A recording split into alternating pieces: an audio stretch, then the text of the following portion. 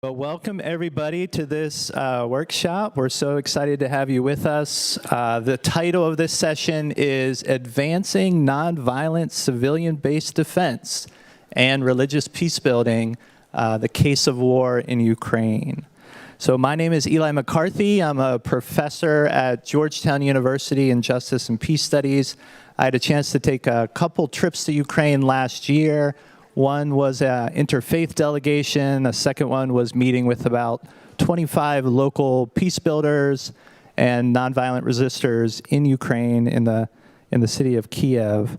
And we heard a lot of amazing stories of people doing non-cooperation in really difficult situations. Farmers refusing to sell grain to Russian soldiers, school directors refusing to teach Russian curriculum, and civilians hiding them so they would be protected. But the practitioners in Ukraine also asked that their stories were shared more broadly. They asked for help with training, like how to run a strategic campaign, digital security. They also asked for help with advocating their government to generate a strategy of non-cooperation that they could all participate in the occupied areas. So last point here, and then I'm going to pass it over to our moderator and our speakers. I talked with a friend who went to Ukraine a couple weeks ago into the Zaporizhzhia region, which is where the nuclear plant is. And they were talking with many civilians about how to establish a safety zone and different things like that. And they were told a particular story that before the Russians controlled Zaporizhzhia, the military was trying to get into that region. And the civilians, for 6 straight days, gathered on the streets and blocked the access to the Russian military. And the Russians did not get in. Finally, on the 7th day, they blocked them again, and then when they left in the evening, the Russians came in at night, they killed some Ukrainian National Guardsmen, and then they had control of Zaporizhzhia.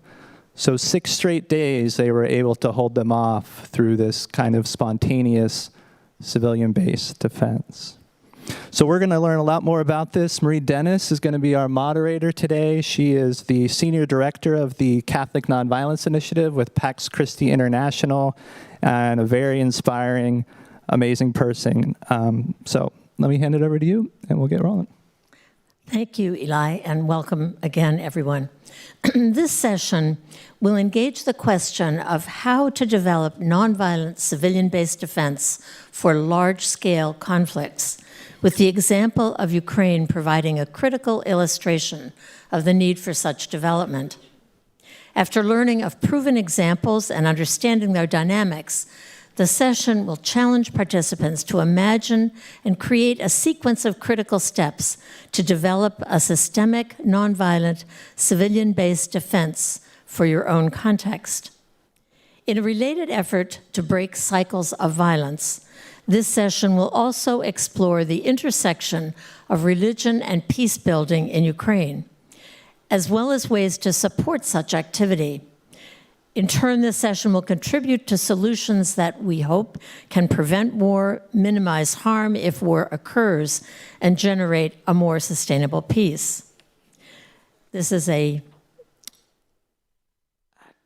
session that is both by Zoom, as you can see, and in person. So we have the pleasure of welcoming to our circle 3 speakers who will lead our conversation today, beginning with Philippe Daza, who is a professor of civil resistance, public advocacy, and human rights in the Paris School of International Affairs of the Sciences, Po University, and Open University of Catalonia.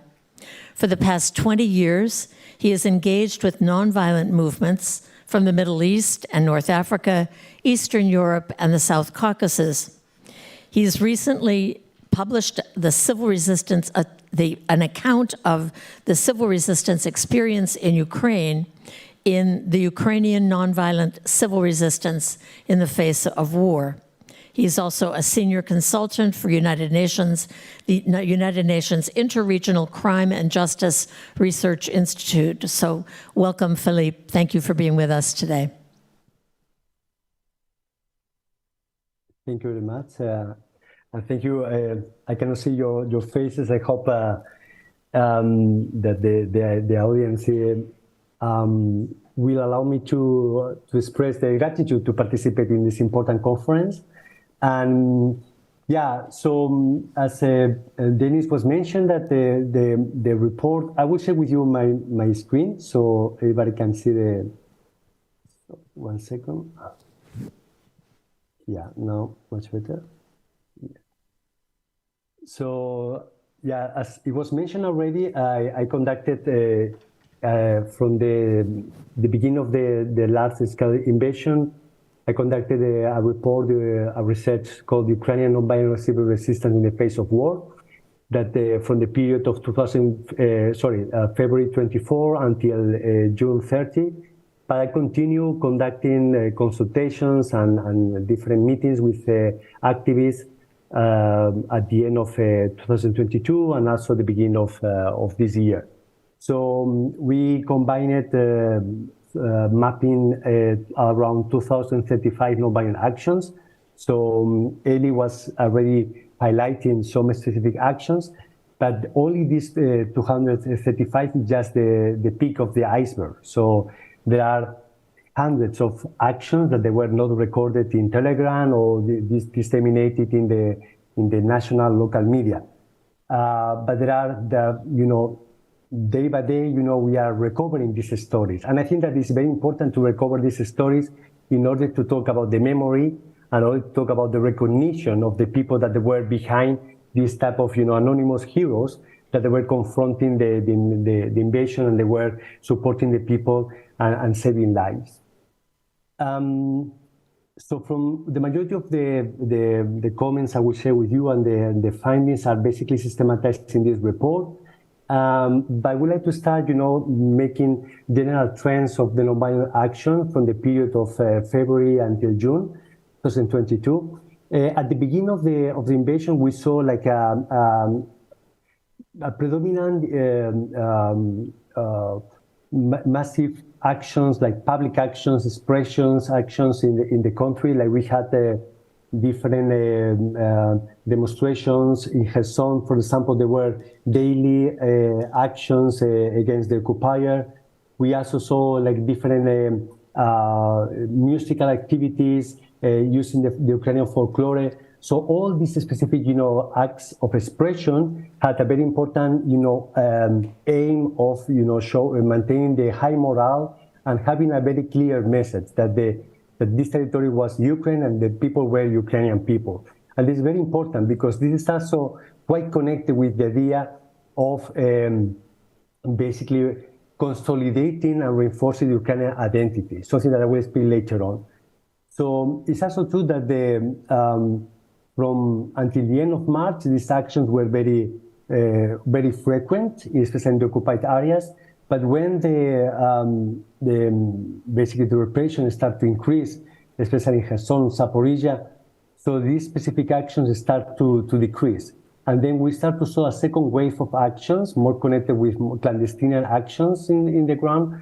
People start to basically hanging yellow, blue ribbons at night, making graffitis in the cities, showing that the Kherson was Ukraine, hanging flags or withdrawing even Soviet and Russian flags from public buildings. So it was also very important actions, but they were clandestine in order to avoid the risk of the arbitrary detention. It's very important to highlight that these actions had a very important, of course, goal to maintain again the high morale of the people. And we need to understand that the Russians were not expecting the specific resistance in these areas. They were, especially, for example, in the areas of Kherson, that they were traditionally more exposed to the Russian influence. It was expected more. It was expected more support, even to embrace the invasion. No? And this specific, resistance was something that affect and demoralized the Russian soldiers. At the end of April until June, we start to see a new wave of actions more connected with non-cooperation. Eli was mentioned some of them, but I think these non-cooperation actions were critical. We saw non-cooperation actions from the health sector, or for example, from different workers in malls or public workers that refused to build barricades, for the Russian soldiers. And especially the actions from the local authorities, like local authorities refused, for example, to deliver the public census to the Russians in order to conduct the pseudo referendums. This had a very important also impact in terms of undermining the military goals of the occupier. After this period, after June, we see in the last picture of the situation, we saw a very important decrease of actions. I think that the areas of Zaporizhia, the situation is very, very risky. Areas like Donetsk, Luhansk, the front line, is very difficult to see like specific non-violent actions. But still, for example, in Crimea, there is a very strong cultural resistance movement that are Crimeans are organizing different type of actions connected with culture, with music, showing their identity and connecting their identity with the Ukrainian symbology and the Ukrainian flags and basically a nation. And this is something that is still ongoing, again, in combination with the Yellow Ribbon campaign in some of the occupied areas as well. I would like to move on now more into the concrete impacts and some challenges. So first of all, is the specific impacts on undermining the military goals. I would say that at the beginning of the invasion, the specific actions regarding physical interposition to the military convoys, or for example, like construction of barricades in some cities, it really slowed down the movements of the Russian troops' direction to Kiev. This has a specific impact. But at the same time, in occupied areas like Kherson and Zaporizhia, when these areas were already occupied, the Russians had also two fronts. One was to combat the Ukrainian army in the front line, and the second one also was to control the urban areas, because there were, again, daily demonstrations by the local residents against the invasion. Other specific impacts that are so very important. I think that non-violence, one of the most important capacities is basically the capacity to provide answers in armed conflicts. And one of these needs is security, is the protection of civilians. So we observe, how the civil society has led a solid security system of protection. For example, from the evacuation of local residents in the occupied areas and the transportation to safe places, also the provision of psychosocial support in the west areas. So all these specific, let's say, protection system was organized by civil society, by non-violent activists, and especially by women. So women had a very important role in the evacuation phases and the transportation of local residents, citizens, to the safe places. Another important element that we observed was the capacity to establish dialogue with Russian army. Again, in the occupied areas, we registered cases where civilians, local residents, were able to enter into dialogue and negotiation with the Russian soldiers to release citizens that were, under detention. We have several cases of this situation, and also we had cases where there were situations of even fraternization with the Russian soldiers. One of the concrete examples was the case of Slavutich, which is the town of the workers of Chernobyl. It is a city located in the north of Ukraine. And when the city was occupied on March 26, the whole city go out to the streets, organize in the public hall, in the main square, and they move direction to the occupiers. The occupiers were, they were completely stupefied by the situation, but there was a very, constant, movement of the local residents towards them, with music, with flags, with smiles. And there was a confrontation, direct confrontation, face to face between Russians and the local citizens. And in this moment, there was these forces, the non-violence force, and then in the other side, this military force. There were a space, for fraternization and for forcing a negotiation. This negotiation was the release of the mayor, who was captured some hours before, and also the withdrawal of the Russian army 2 days later. Another important element is that the non-violence is also affecting the pillars of power of the Kremlin.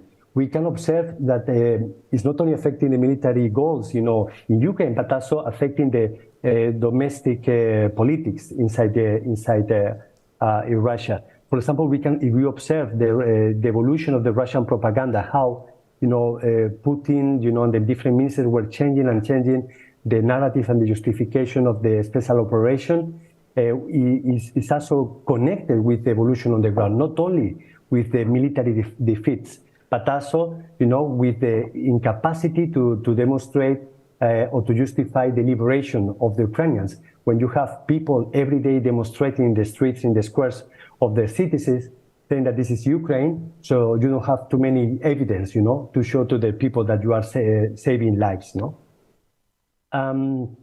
This is also connected and is connected with another research I'm now conducting. But why, for example, Russia is now increasing the use of private armies like Wagner Group. So this is also connected with the incapacity and the difficulties to have more military mobilizations in Russia. We have already 1 million people that has left the country, and many people don't understand in Russia what is this reason of this war, right? So another area of impact, I will say, is the community resilience, and this is very important. So contemporary conflicts, motivation is very important, and we can see the difference between what is happening inside Russia and what is happening in Ukraine. In Ukraine, it's very clear that people is fighting for the territory, for the people, and for their identity. They consider this war as a battle of self-determination and social emancipation process, and they are really, really convinced that they need to win. And this is creating a very strong solidarity, very strong resilience between the people. But of course, this is not enough. You need to create also a strong communication systems, to convey this solidarity. I have recorded stories from activists from Sumy region in the north of the country as well. Every day, making stories about the stories about supporting people, about resisting, and these communication systems are really, really important to maintain resilience. And this is connected with the idea of these clandestine actions, to, like the Yellow Ribbon campaign, maintain the high morale even in context of occupation. So another, I think this is connected again, and maybe my colleagues will develop later on better the concept of the Ukrainian identity. But again, in this process of self-determination, so the consolidation of Ukrainian identity is very, very important. I think Ukrainian identity is one of the key topics now that they are being discussed in the liberated areas. So what means to be Ukrainian, and what means what is going to be Ukrainian in the modern Ukrainian nation. One key component that I wanted to highlight as well is the local governance. I think that the non-violence is also intimately connected with the idea of community organizing. So all the community organizing around non-violent actions are really important. And we observe, the emergence of self-organized groups composed by ordinary citizens, people that they never engaged on social activism, with people that there are professionals, people from professional NGOs that they move to the rural areas to support the families, or to support the people at local level. So this composition, these self-organized groups, are authentic schools of social and political empowerment. So we have now multiple leaders at the community level.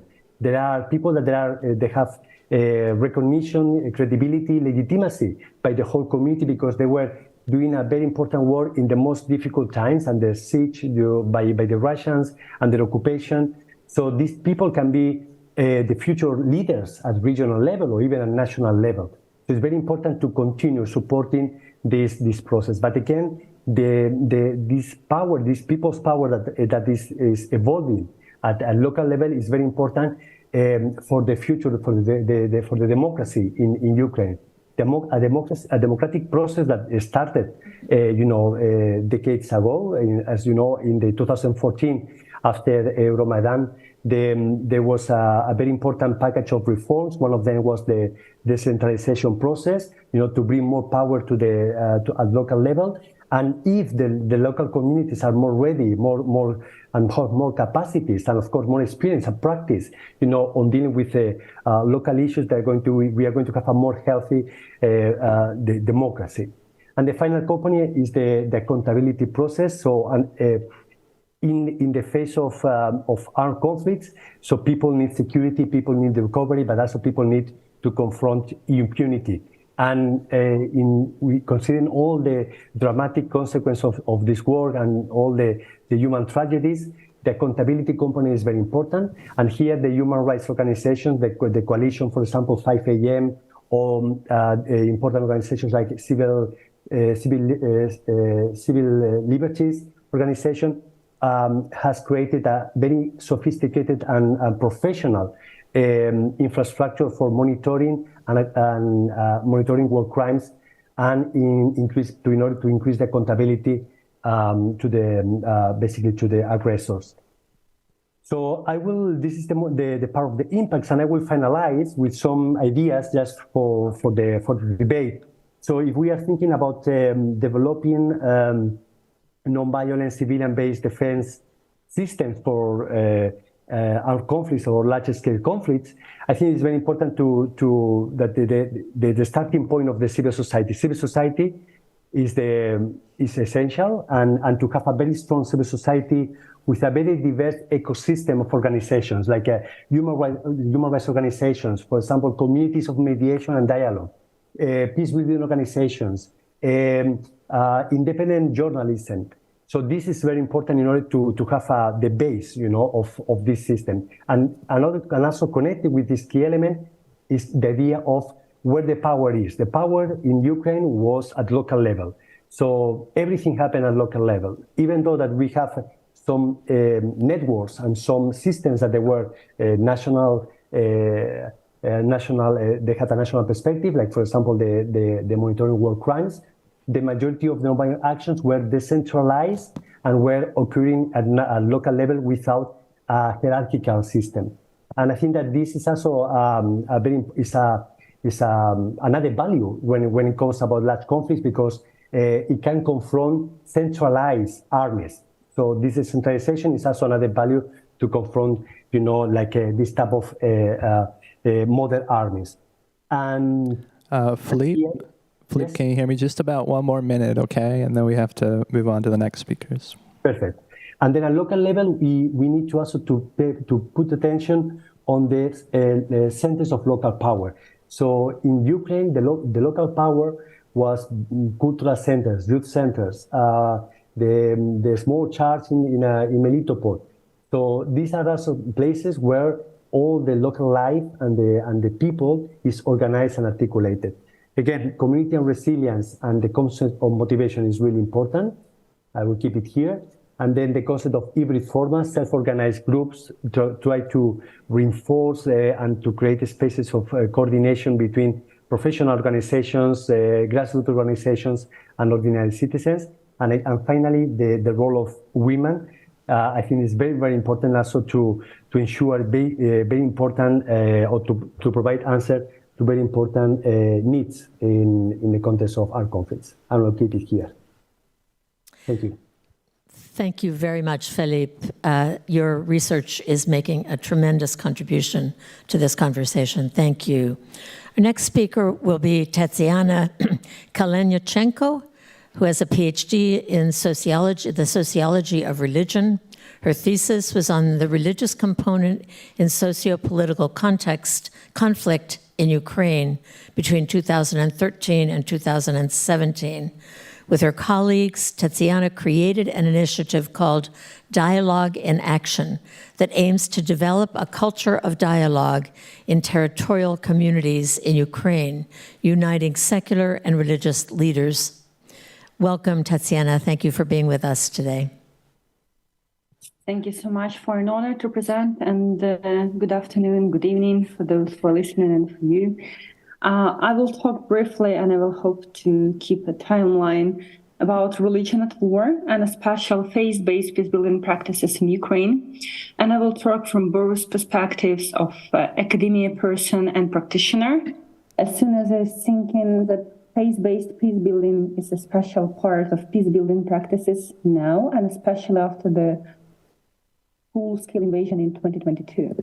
So just in general, just to remind to those people who are not so in such an Ukrainian religious context, here you can see some ordinary photo of all Ukrainian Council of Churches and Religious Organizations representatives who are uniting 95% of all religious organizations in Ukraine. There are several Christian denominations, Muslim denominations, Jewish, non-Christian, and others. And there's a special platform since 2004, where they're trying to get consensus decision and to get a mutual position of religious organizations of Ukraine. Anyways, it's not the only one form, and I will talk briefly about different forms of activities. But as for me, that's one of the official organizations which could be like an image of multi-religious context and landscape of Ukraine.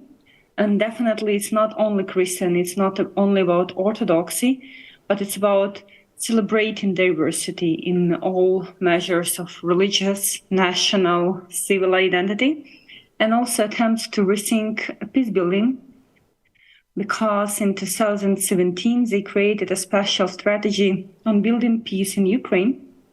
Unfortunately, it's not so easy to do it so, but anyway, in general, religious leaders and active believers are ready to do something. Still, they need to understand what do we mean by peace. Definitely, we've got rapid changes after 2014, and especially after the last year. And on the photo, you can see one of the typical ruins, because we've got hundreds of ruins of religious objects in Ukraine now. And that's a special moment of what's, I would say, of physical existential ruin for people. And definitely I will just talk briefly about overall general trends for religious organizations at war without specifics. So definitely there is a need for public positioning and response to all range of crises. So we've got social, economical, political crisis, COVID, which didn't help a lot for religious organizations, full-scale invasion as the recent one, and also it's a need to adapt all the time. That's the reason why we are so much focused now on the frames of adaptive peace building, because it's possible to understand how you can be flexible in responses to ongoing crises. There is still a trend of politicization and instrumentalization of religion, not only by politicians, but also for businessmen, for other forces, because it's not only about religious conflicts, which we're dealing with, but it's more about resource-based conflicts, which involves religious component or religious organizations into it. There are several conflicts among different denominations, and mainly I've got an example of Protestant communities in Ukraine and Russia and Orthodox communities, because they've got a coverage for not only Ukraine, but Russia, and they've got a strong ties between each other. And it's really important just to see the dynamics of relationship between people, and a special focus with this part of religious organizations. Definitely, all religious organizations should deal with internal dilemmas, like, for example, how to deal with occupation and how to stay on non-government controlled areas if it's possible, and what should be direction and some instructions for those leaders on the ground. How to deal with different political views by people and by laity who are attending services and attending prayers. How to deal with different leaders and to position themselves in terms of war and in terms of different social dilemmas they've got. There is a huge need of revision of theological explanations and reflections, not only on Ukrainian level, but on global religious level too. And we've got a special developments called like theology of peace and theology of war in trying to understand how religious leaders should act, how it's possible to explain on existential level for believers, and how it's possible to do something in future and what should be the basis on. And of course, it's a need to form international global communication, because even Orthodox, if we take into account Orthodox dilemma in Ukraine today, that's not only about Ukraine, that's about global orthodoxy in the world. We've got a lot of public practices of peace building, and by peace building, I mean a wide range of activities in not only in social cohesion, but in general on nonviolent resistance, on dealing with humanitarian crisis, and a lot of which Philippe already mentioned. And it's quite symbolical photo on one of the shelters during the bombing, an air alarm, when you can see a nun preaching for people who are there. Probably not all of them are Christians, but at least they're trying to take this role of psychosocial support and the role of some stability in life and existential presence, even for those who are not believers at all. We've got several public practices like public prayers for peace, and we've got a lot of religious representatives gathering in the main Saint Sophia Cathedral. Doesn't matter are they Christian or not, but it's like a symbolical place of a cathedral of 9th century. But they gather together with president mainly and prime minister and praying for peace for Ukraine. Also, there's a presence on social political level in different political processes and trying to understand how the processes should be, and especially in terms of war, because active phase of war is not a time when we stop any kind of peace building activities. There is a huge need and still ongoing process of commemoration of war victims. Still it's needed to be understood who do we mean by war victims and how we should make the frame of it. And in general, how we should commemorate not to forget anyone, but also to get this is a platform not only for sadness, but for future. Of course, it's all Ukrainian Council of Churches and Religious Organizations events, and on a global level, on a platform of OAC. But I would say that a special role is now dedicated for military chaplains, those who are standing with not only militaries, but with all people on the front line, together dealing the same dilemmas and the same troubles every day. And they are those people who are standing on the front line and trying to respond to all the crises that they've got and critical questions too. And of course, it's a whole range of social ministry. And one of it you can see in a train that's like a moral support for kids who are evacuated from the war zone. And there are all the types of social services we've got, especially in humanitarian crisis and humanitarian interventions, in cooperation sometimes with secular activities, but sometimes when it's impossible for international foundations or secular initiatives to come in and to serve and to get any kind of services for people, then the religious leaders who are staying in a gray zone, who are staying under occupation, they're the only one people who are getting this possibility to evacuate, even from Lugansk, Donetsk today, which are occupied for years, get some shelter. They've got a lot of monasteries and camps for refugee hubs, exchange of prisoners, and also that was a special mission of Orthodox Church to Mariupol when they were trying to negotiate with the Russian side and to get people free. Also, that's humanitarian aid in all spheres and abroad too. And shelters abroad are working out on religious and faith-based basis. And of course, it's legal and social support, especially for families who lost their relatives and who are engaged into military service. And that's actually what changed for the last year, because before it was not so typical to get someone who is serving on the front line in your family. But now it's almost impossible to find anyone who didn't get those relatives on front line. And a special part of first spiritual and psychological help. And it's really important to divide those two types, because it's not only psychological aid is needed, but a lot of responses on an existential level too. And here you can see on the photo one of the public inter-Orthodox dialogues. I would not say it's so resultive right now, but at least it's possible to unite and to get any kind of safe space for meeting each other, and for people with really different perspectives inside one Christian confession, but different jurisdictions.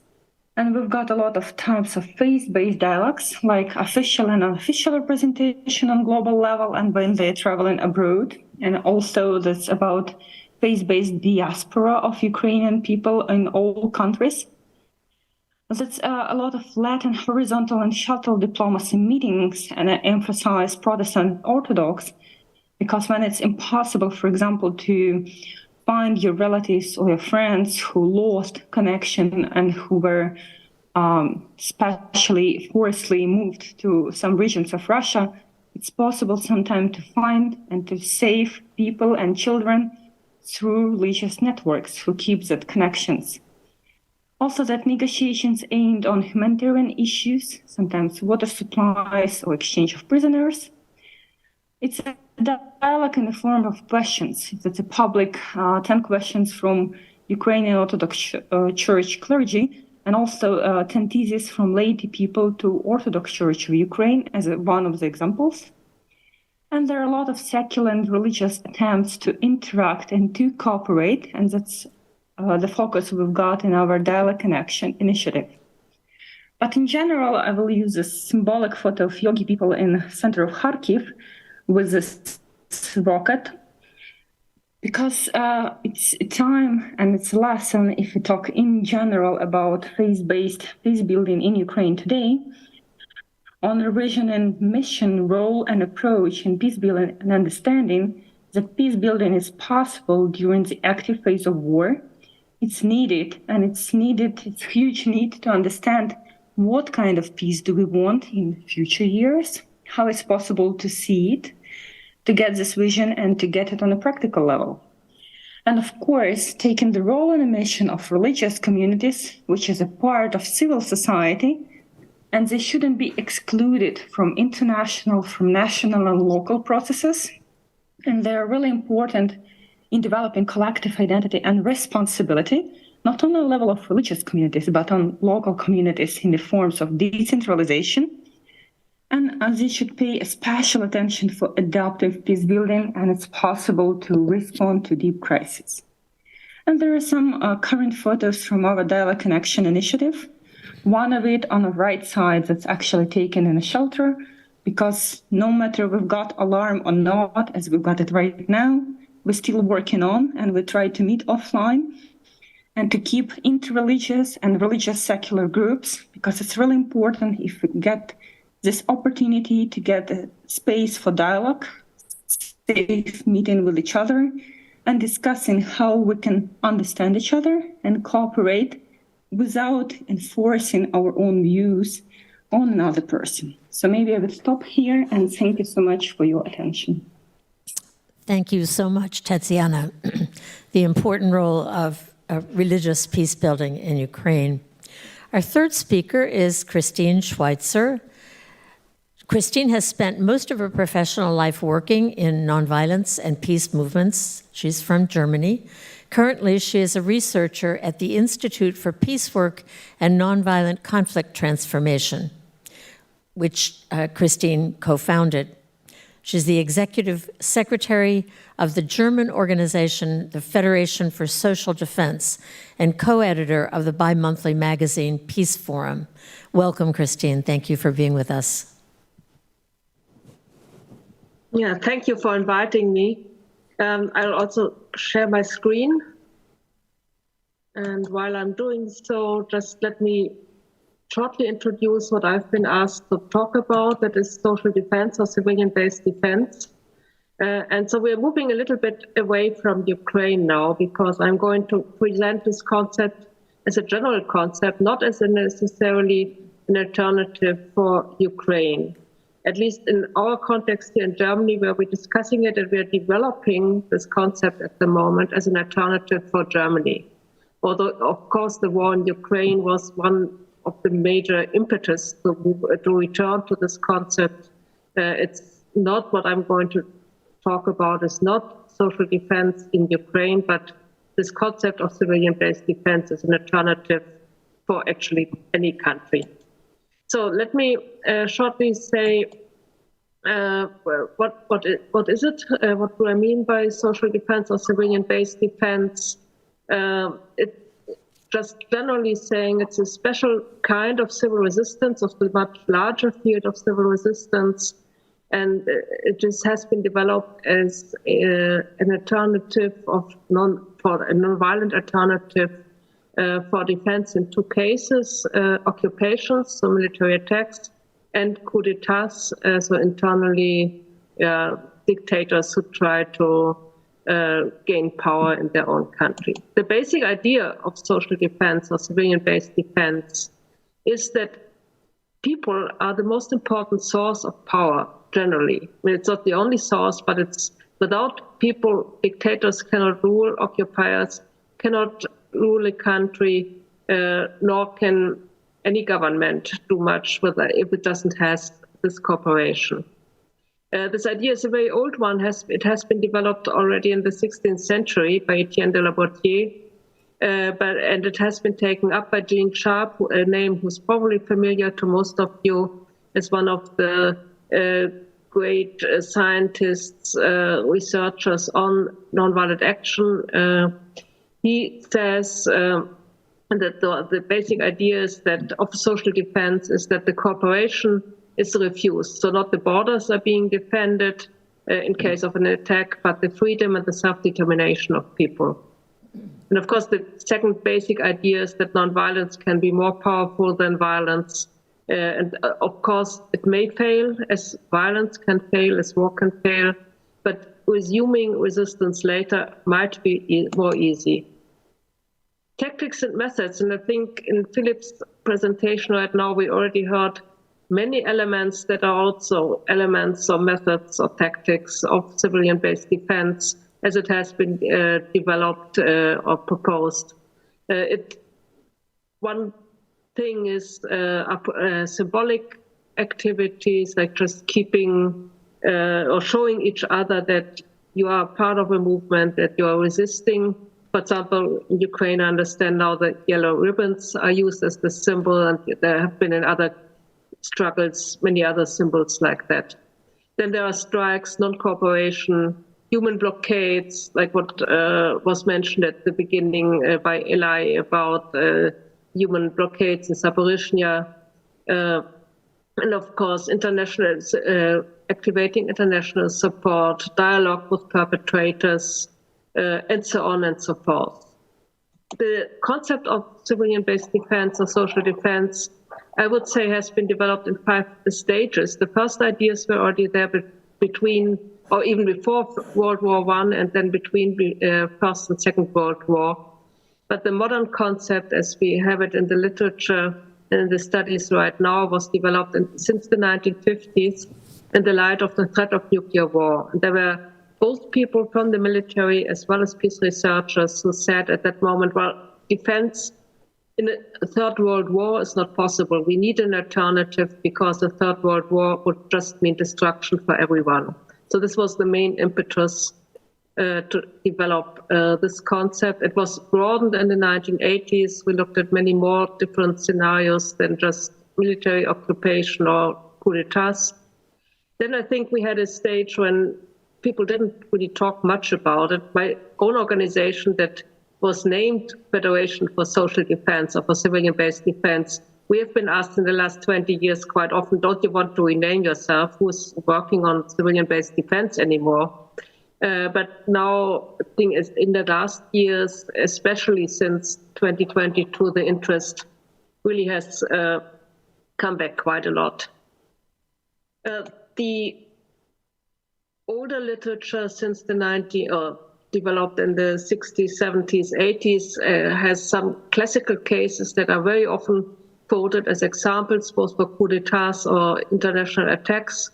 And it's not a bias by myself being a German, but strangely enough, there are two examples from Germany, a coup that happened in 1920 and the resistance against an occupation by France and Belgian troops to recover reparation payments in the Ruhr area in 1923.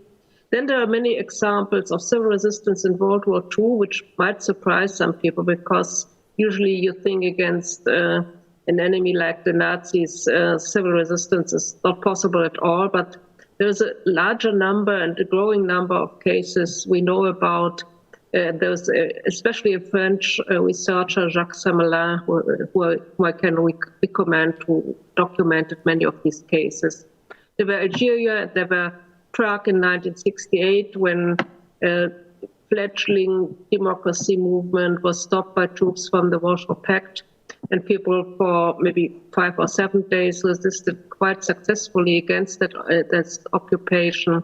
They stopped the tanks. You can see the picture here on the right, where they surround the tanks.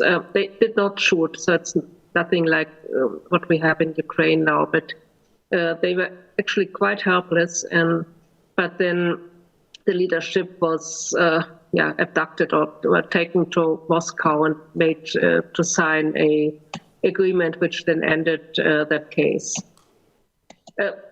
I said this was the classical time of the classical studies. We now have a much larger rich sources about civil resistance in general.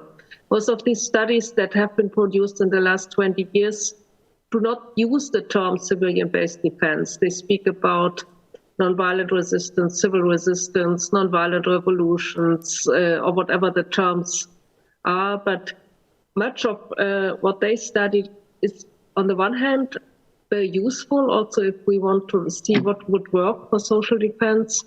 And there are also some cases, like in this book, Opting Out of War by Mary B. Anderson and George Marshall Wallace, that I would say are directly cases of civilian-based defense in cases of civil war. But as I said, they don't use the term, but I think we can learn a lot for civil defense. And there are several organizations as well as researchers who are working on it.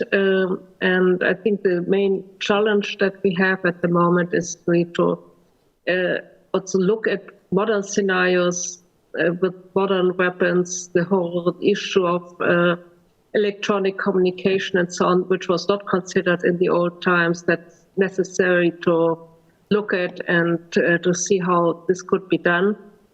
And here in Germany, I mentioned that we just started a small campaign. It's difficult to translate to English. I chose the translation, well, fortified without weapons, which does not really catch the meaning of the campaign exactly. This is a campaign where we want to develop social defense or civilian-based defense at the local level. So I see there that this matches quite well with what Philip mentioned in his resume 10 minutes ago. So we try to see how in some regions here in Germany, what it would mean if we chose civilian-based defense and developed it. Of course, there are also mixed concepts, and I'll not go into details here, but there are concepts how to combine civilian-based defense with military defense.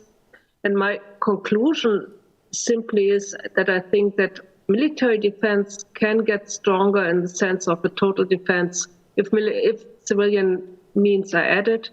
On the other hand, if you want to avoid destruction, if you want to avoid nuclear war, it's like the scenario about which civilian-based defense was developed, then military means become problematic.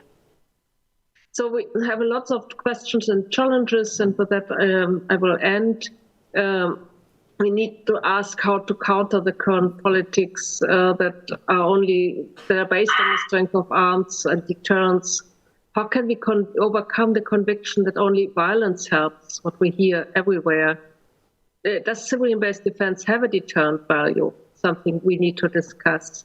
How to update civilian-based defense, I've mentioned that before. How to link it to conflict transformation, to dialogue, I think is a very important question. And also, we need to see how we can develop civilian-based defense without getting involved in right-wing thinking and stereotypes that are sometimes also talking about how can we prepare against war, like this prepper scene that I think you have in the US as well as we have here in Europe. So there are also traps and things we need to look at. And the last question, can we expect countries to introduce civilian-based defense, or is the only preparation that we could take nowadays, I mean, in countries that are still in peace or what's called peace here, like civil resistance in the challenges that we face nowadays? Maybe that's, I think, the best preparation we can have.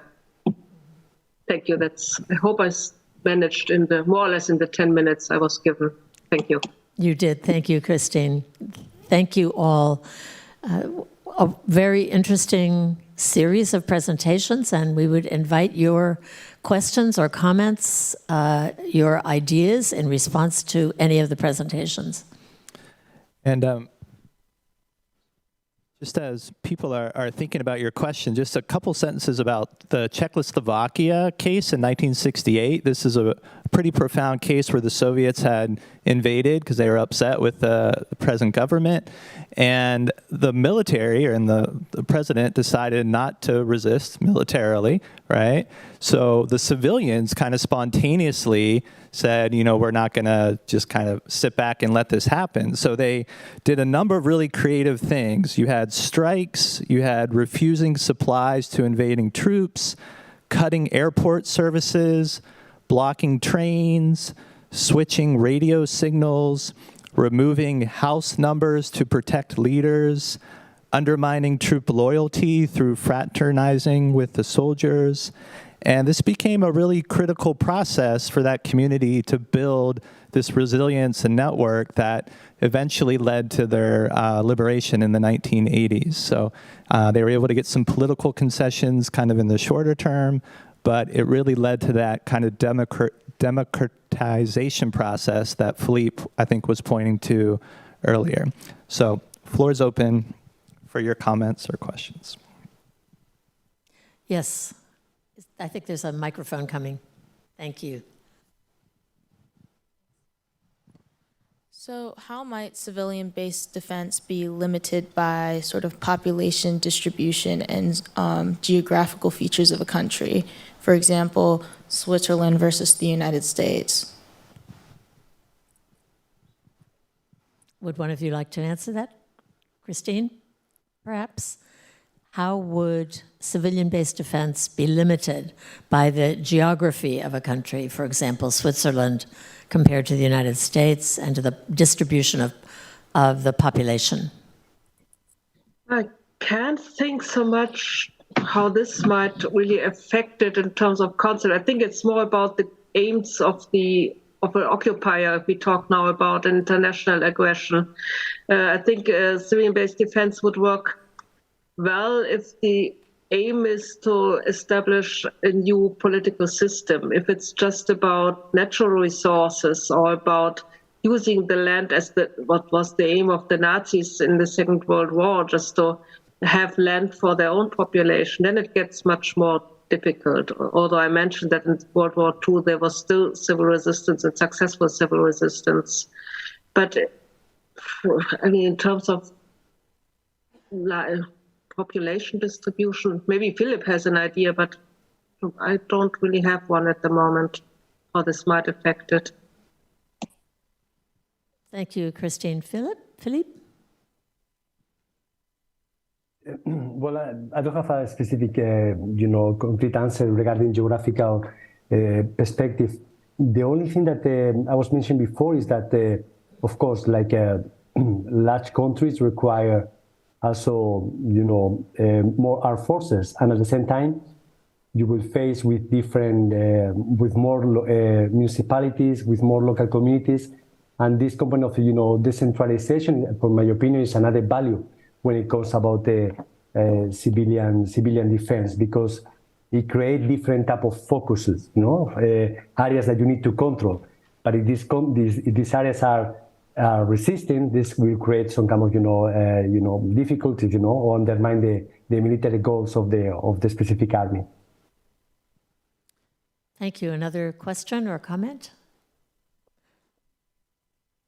I would be very interested to know from any of you, if you could say a little more about what kind of training and preparation and organization is needed in order to enable civil resistance or civilian-based defense to be effective. Christine, go ahead. Yeah. This is a much debated question. If we look at the cases of civil resistance, and I mentioned that there's a huge volume of experiences, you see that most people did it quite spontaneously, but still planned. I mean, this is, for example, one of the things that very clearly come out in the study that I mentioned, Opting Out of War, about civilian-based defense and civil war scenarios. They sat together and planned what they did, but they didn't do a nonviolence training, as we might do when we plan to occupy a nuclear power plant or a coal mining area or something like that. Still, of course, it would be good and useful to have preparation, but I think it's maybe not that important to have this kind of trainings as people usually think. But that's my opinion. Thank you. Philippe, do you have a sense? I'm sorry, Tatiana, yes, please go ahead. Oh, thanks. Yeah, I would be more critical as soon as I was taking part in some nonviolent actions and I was observing I was under occupation too. And I would think that you do not require special training, So you need a portion of realism and understanding of context analysis. Sometimes it's important and it's possible to do. Sometimes it's too dangerous. So it should be more about realism and understanding of what's going on and different factors of influence. And is it possible to get nonviolent resistance at all? Or it's better to keep those networks of cooperation, which can be more useful in a long-term perspective. Like, for example, those volunteers who are still acting in occupied territories and helping others to evacuate, to help people and to save them, but they're not making it publicly. So that's more about self-recognition and understanding the context, which helps you to save not only your life, but other lives too, and to understand how it's possible to move on and how it's possible also to get supporters and support the network. Of course, we've gotten examples of individual protests in Russia, for example, and it was really powerful in public, but still we need to think in a perspective of impact and how it's possible to add more forces to get the result of it. Thank you, Christine. Philippe. Yes.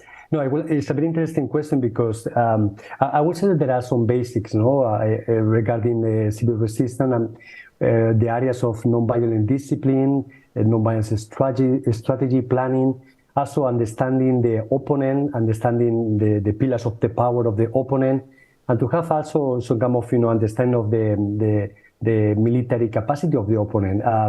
For example, in Ukraine. It was the partisans were very effective, organizing sabotage actions to the military convoys and tanks, because they knew, this type of, military, architecture. But apart from that, I think that there is an area that we need also to explore, is that how we can adapt civil resistance and civilian defense systems to the new forms of war. Like we are talking about proxy wars and hybrid wars.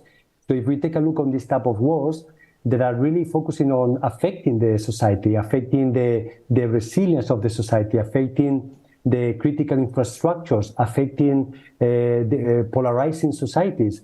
So here, nonviolence have a very important role, because we can see, for example, at the end of the year, how the Ukrainian society was organizing, to provide, heater, shelter, in these difficult situations where Russia were bombing their central stations, the energy central stations. So we can see that nonviolence respond to that. At the same time, polarization is very important. Russia is also tensionating and attacking the cleavages in the Russian society, in the Ukrainian society as well. So here, mediators, nonviolent activists has a very important role to solve these local conflicts, to solve or to counter fake news and counter misinformation. So, for example, now we are discussing with the youth centers in Ukraine how to develop a program of countering disinformation and fake news in different parts of the country. So I would say that this can be, part of civil resistance in a way, because we are confronting this type of specific proxy wars strategies. Thank you, Felipe. Thank you all. Any other questions or comments?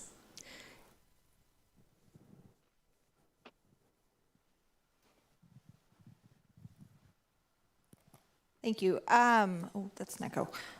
Corey Walsh from Humanity United. I just had a question for Felipe. You spoke about social cohesion vis-a-vis the consolidation of Ukrainian identity, and I was curious, in theory or in practice, how this is done while avoiding hyper-nationalism, exclusionary identities, in-group, out-group dynamics, and other things that in themselves become drivers of conflict. So as building social cohesion, how do you sort of think about mitigating those risks? Thank you for the question. Well, something that for me was is caught my attention when I started to work in Ukraine was the great community of mediation and dialogue that is established in the country. There are more than 3,000 professionals working on basically on mediation, facilitation of dialogue at different levels, and this network is of course working in this concrete context. And with them, we have been discussing this topic. I mean, there are concrete, of course, tensions in the society about basically the religion, of course, and there were also in the last months there were some discussions about the role of the Russian church in Ukraine. There were also rumors that they found some weapons in the bases of some churches, or there were also some cases where some priests attacked people because some arguments and discussions. I think that what is happening now in the society is that people is realizing that the identity language is important for their self-emancipation, for the final liberation. So that they need to consolidate this identity. This doesn't mean that the kind of identity is only uninational. I told you before that I mentioned before that there are different ethnic minorities that there are also recognized, according to law in Ukraine, and they are part of the resistance. And you can see in the demonstrations that we recorded, we systematized it. We saw the Ukrainian flag, but also the Tatar Crimeans. We saw that there are also a very specific actions of support from human rights organizations supporting Tatar Crimeans inside Muslim Tatar Crimeans inside in the peninsula. So this specific support is happening. But yes, it's true that the process is ongoing. It's not that something is already completed. And there are already discussions. I have, for example, cases where families that they were all their life, they went to Russian churches to pray. That due to the situation and to the scandals of the Russian church in Ukraine, they start to move, to the Ukrainian church. It was difficult, but there was also some internal intra-family discussions and processes that they allow this process. So I think that again, it's an ongoing process. I think that what is very clear is that the Ukrainian the consolidation of the Ukrainian identity, which is of course connected with religion, is a very, very important topic now today in Ukraine, and in many of the areas of the country.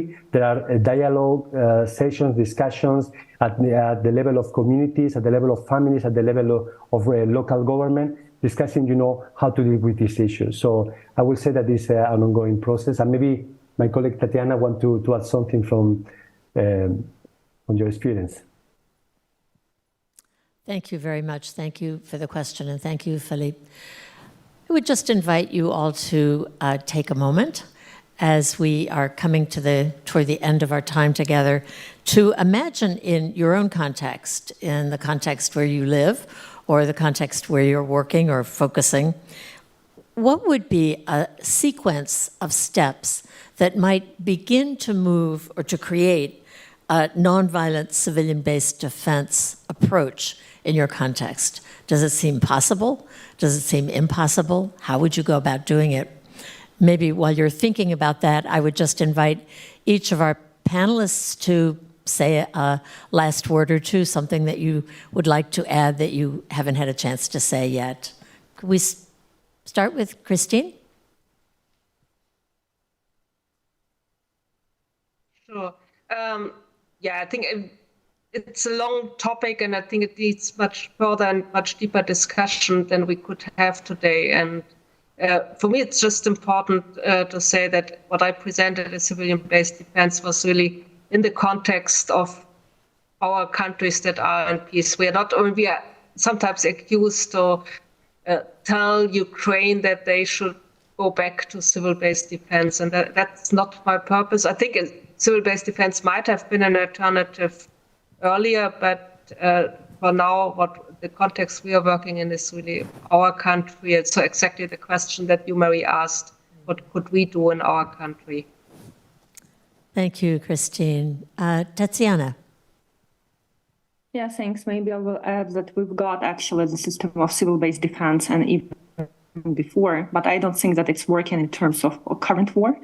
And what's important for me, as soon as we've got this experience, it's a good time to learn some lessons for the future and to revise peace-building approaches which we've got, because we still get a lot of problems which we've got in Balkans, in African countries, and other contexts, and we do not learn from that, not only in humanitarian aid, but also in civilian-based defense, in media literacy, in all the spheres. So I would be really happy if we can learn our lessons and to put them on a different sphere of peace-building interventions in future. Thank you.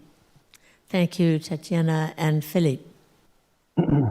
Yeah, so I think that for me it will be very important if we can increase political recognition of nonviolent activists, people that they have been, still today, they have been struggling against the invasion, against the consequence of this war, and without, for many months, without payment.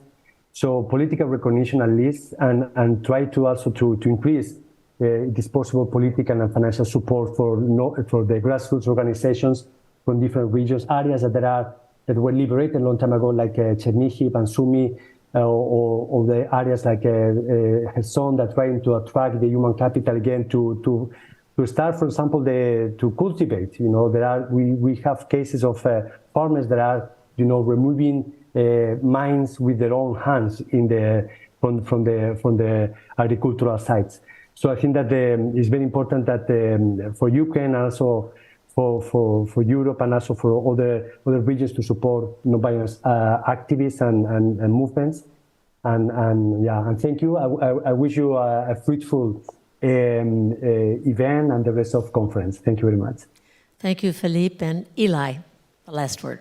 All right. Well, thank you so much for taking the time to be with us today. This is, really difficult, but also really significant themes and imagination that we're hoping to stir and cultivate. So, we hope you'll get involved to support these efforts in nonviolent resistance and religious peace building, and to work really strategically about how we can scale up investments, training, and infrastructure for nonviolent civilian-based defense.